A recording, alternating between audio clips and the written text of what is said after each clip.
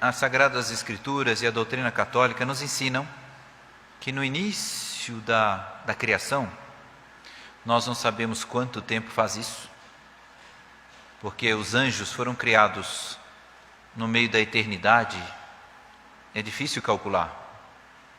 Alguns dizem 10 mil anos atrás, mas isso é quando foram os demônios, se separaram dos anjos. E os anjos foram criados como criaturas perfeitas, como criaturas amadas por Deus, mas Deus os colocou a uma prova. Qual era essa prova? Deus queria saber se eles mereciam ou não ir para o céu. Quer dizer, no céu já estavam, mas existia um outro céu muito mais alto, que era o céu da visão beatífica, que é o céu que nós teremos se correspondermos, se praticarmos os mandamentos, se vivermos no estado de graça, se confessarmos, comungarmos com frequência.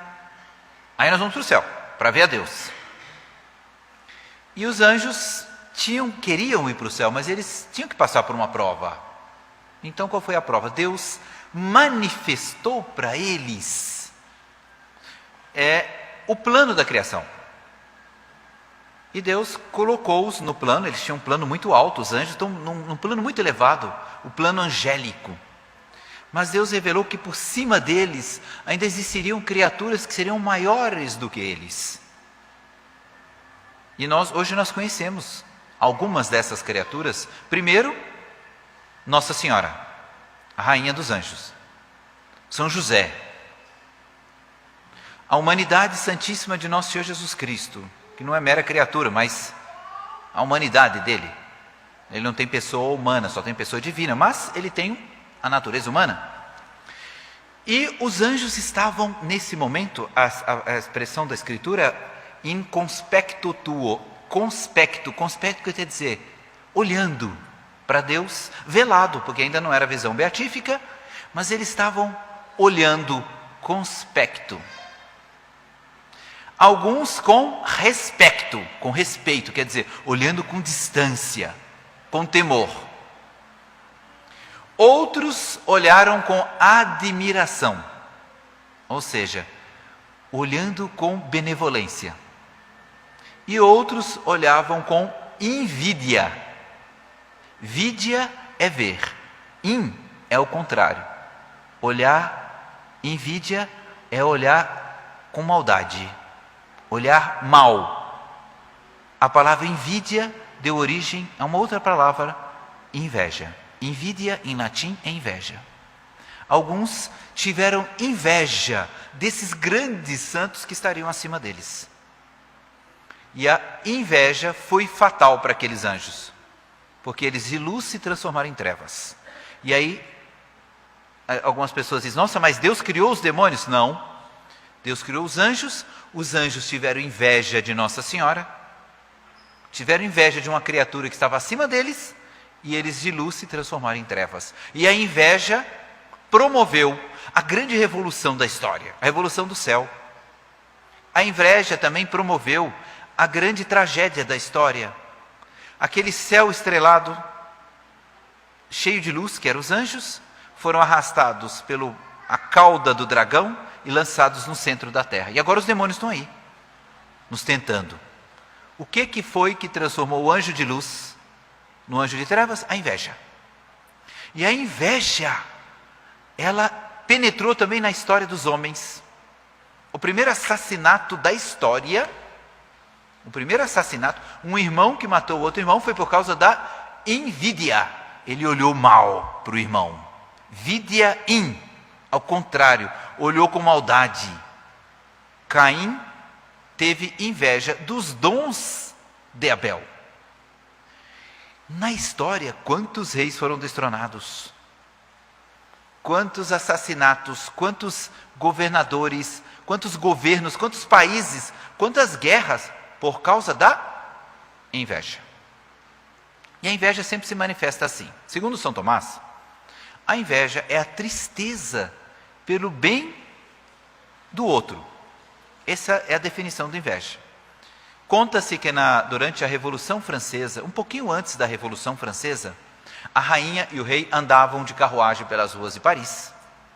E eles tinham um filho de 7 anos de idade, chamado Luís, que passou para a história como Luís XVIII, um príncipezinho de 7 anos, que tinha a alegria de pegar as moedas de ouro dele e distribuir para os pobres.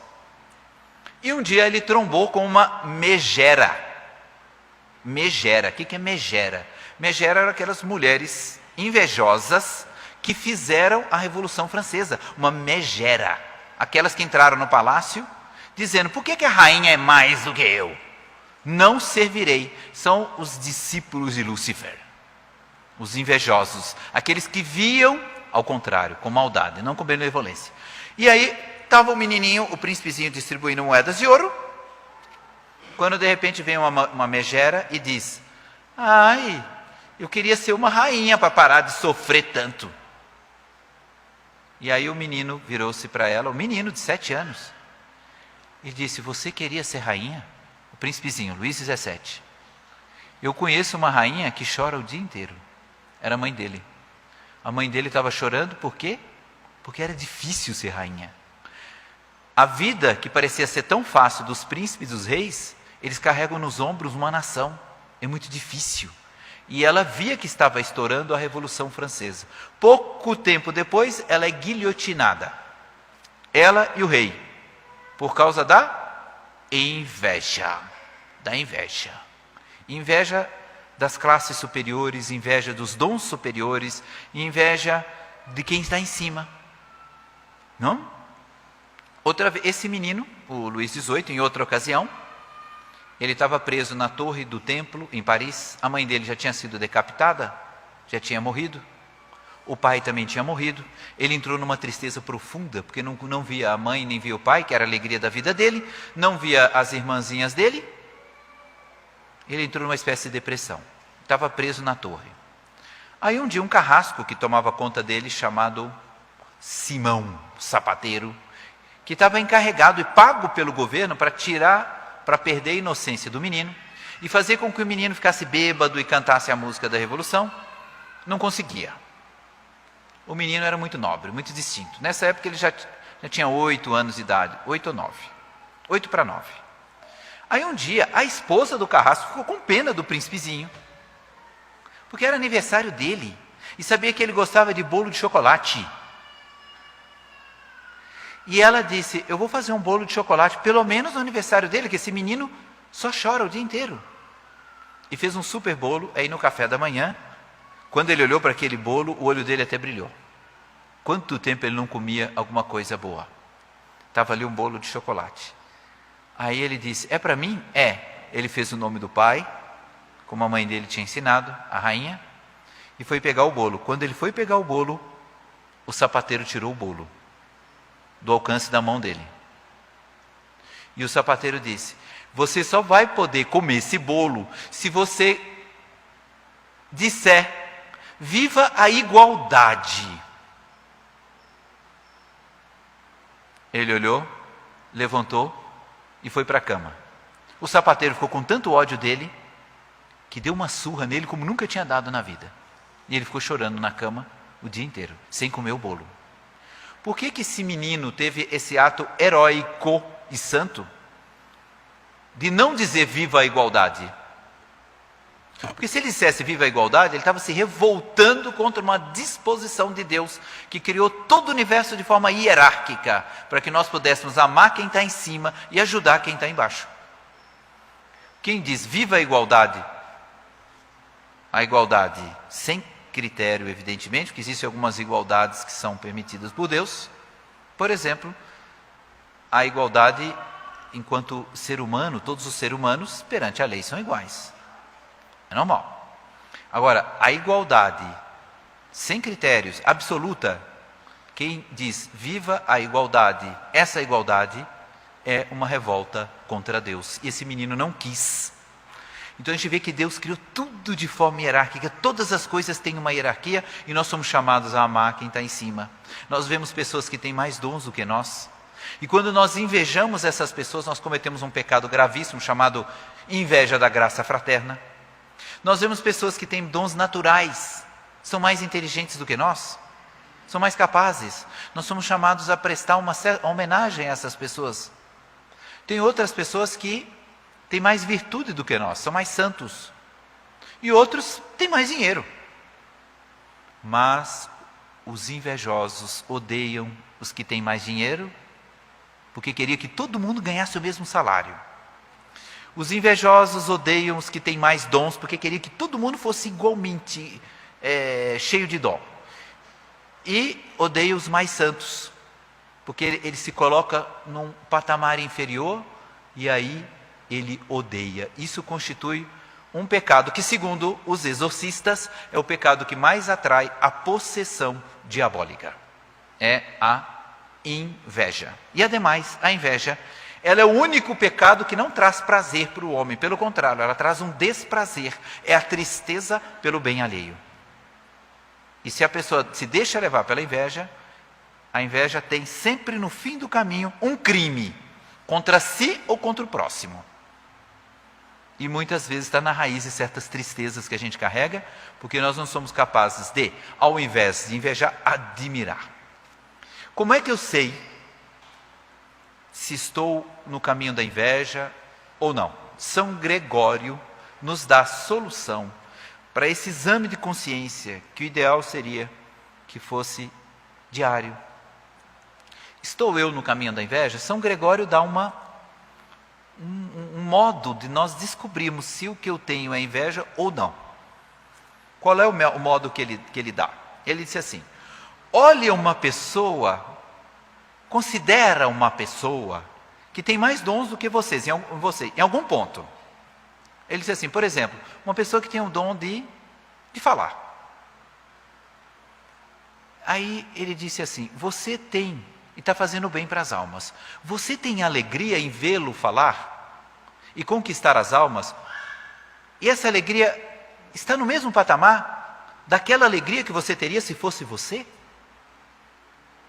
Olhe uma pessoa que tem mais virtude do que você. Você se sente feliz em saber que ela atingiu aquele grau de santidade? Essa alegria está no mesmo patamar da alegria que você teria se fosse você e não ela? Então está aqui um ponto para o exame de consciência. Será que eu estou entrando pelas vias da inveja? Porque se eu estou, cuidado.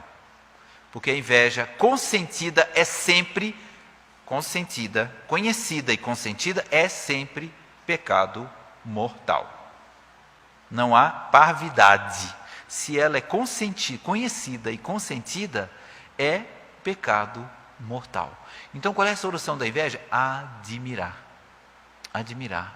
Uma vez, Dr. Plínio, comentando a foto de Santa Bernadette Soubirous, aquela menina que não é nada bonita, desculpa, não adianta falar menina linda, não, é feia mesmo. Vamos falar com, é correto, né? E pobre também, não adianta inventar que ela foi rica, que era nobre também, não era, ela pobre, plebeia, desprovida de beleza natural, porque ela não tinha, e desprovida de charme. Vai. Essa menina, uma vez, o Dr. Plínio comentando a foto dela, ele disse assim, olha que interessante, ela não é princesa, ela não quer ser princesa, ela nunca sonhou em ser princesa, ela não montou um sindicato para poder derrubar as princesas, porque ela não é princesa, não é? E entretanto ela tem uma dignidade que nenhuma princesa tem, que é a dignidade da santidade. E hoje, vai nos túmulos das princesas aí, para ver se atrai. Agora, vai lá em Nevers, na França, entra na igreja, o que você vai ver debaixo do altar? O corpo incorrupto desta Santa Bernadette, com uma beleza que nenhuma princesa teve. Porque a beleza de alma é superior. Ela não invejava, ela admirava. Resultado, olha o que aconteceu. Eu vou terminar aqui, porque é longe aqui o assunto, mas termina apenas com um fato para mostrar o quanto que Nosso Senhor e Nossa Senhora amam as pessoas que sabem admirar. E um fato muito bonito, um fato histórico, não é lenda, é um fato que aconteceu mesmo na história, na Suíça, havia um conde chamado Conde Rodolfo. Esse conde era um conde poderoso na região dele, na divisa da Suíça com a Alemanha. Vamos dizer, o cantão alemão, germânico. E ele tinha um castelo. E esse conde morava nesse castelo, ele dominava aquela área, e um dia ele estava saindo com o pajem dele, num super cavalo, cavalaço, assim. E ele andava, e de repente ele ouviu, no meio da floresta, um barulho de sineta. Um barulho de sineta tocando, plim, plim, plim, assim. E ele, então, vai procurar saber o que era isso, e sai do meio da floresta um padrezinho com um acólito. O acólito estava com a sinetinha, e o padre estava com o Santíssimo Sacramento na mão. Ele ia dar comunhão para um doente. Um padre jovem. Imediatamente, quando ele viu a figura do padre, ele imaginou, nossa, aqui está um padre, um homem de Deus, um homem sagrado. Ele desceu do cavalo e disse, padre, por favor, sobe no meu cavalo. Ali tem um rio, o senhor não vai conseguir atravessar. Utiliza o meu cavalo para o senhor atravessar o rio. E aí o pajem dele desceu e passou o cavalo do pajem, passou o cavalo para o acólito. E o padre aceitou, porque ele estava com o Santíssimo Sacramento, ia proteger melhor o Santíssimo. Ele subiu no cavalo, atravessou o rio, e o conde ajudou ele a atravessar o rio e disse, padre, leve o Santíssimo ao doente, eu moro no castelo aqui, qualquer coisa o senhor compareça lá depois. O padre deu a comunhão e foi devolver o cavalo no castelo indicado, que era o castelo do Falcão, chamado Castelo do Falcão. Em alemão, na língua germânica ou suíça, era Burg, que era o castelo ou cidade, Falcão, Habsburg. Castelo de Habsburg. Esse era Rodolfo de Habsburg, um conde poderoso da Suíça. Aí, passado algum tempo, o padre foi lá, devolveu o cavalo. O conde disse, não, eu não sou digno de montar num cavalo em que um sacerdote um dia montou com Jesus Cristo nas mãos. Esse cavalo é seu, padre. E deu o cavalo para o padre. Ora, o mundo girou, passaram-se os anos, muitos anos se passaram, e os grandes príncipes da Europa se reuniram num castelo para decidir quem seria o imperador de todos os reis do cristianismo, da Europa cristã. E sabe quem estava nessa reunião? Estava o conde Rodolfo e um padre velhinho lá no fundo, escutando tudo.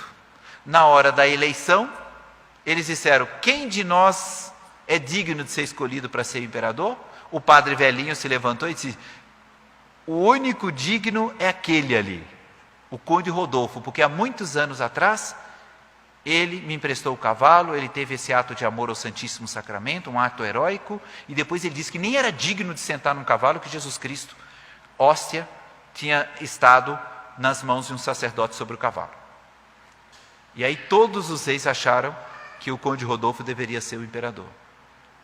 E aí ele começou uma dinastia chamada dos Habsburg, que durou 700 anos, só terminou na Primeira Guerra Mundial, quando a inveja mundial derrubou todos os tronos e aí acabou a monarquia no mundo.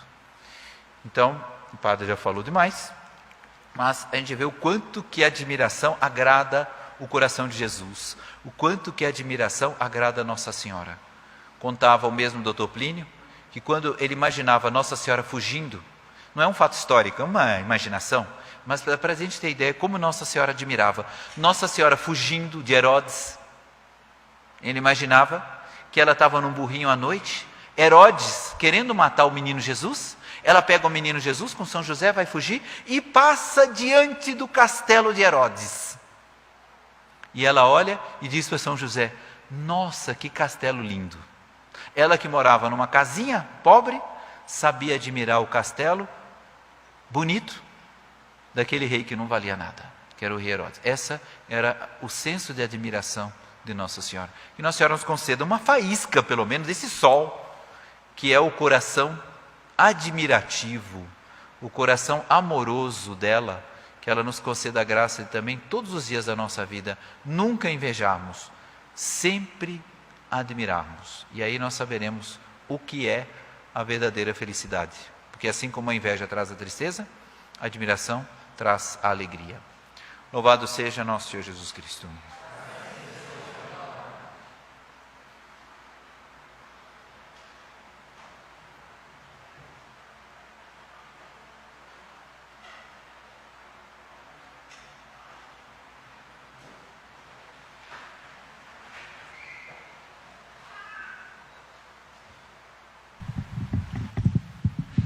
Creio em Deus Pai, Todo-Poderoso,